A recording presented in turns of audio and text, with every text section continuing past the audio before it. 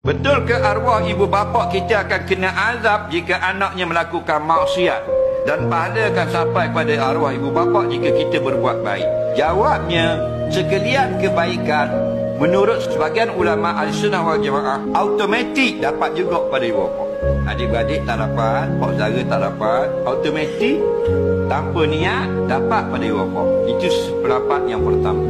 Pendapat yang kedua, juga daripada Ahlussunnah wal Jamaah kena niat. Aku hadiahkan pahala solat witirku tadi kepada kedua ibu bapaku. Ada pun dosa tidak? Tidak automatik. Melainkan ibu bapa kita wasiat suruh buat dosa. Jadi bila dia pesan gitu, bila dia mati, anak-anak dia buat apa yang dia pesan.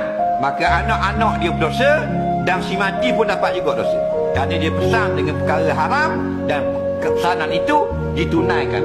Itu kena jaga. Atau dia tak ajar anak dia semayang, tak ajar anak dia tutup aurat, dari sebab anak dia itu tidak diajar oleh bapa dia atau ibu bapa, maka dia pun terus tak tutup aurat. Selepas mati ibu bapa tetap mendapat dosa.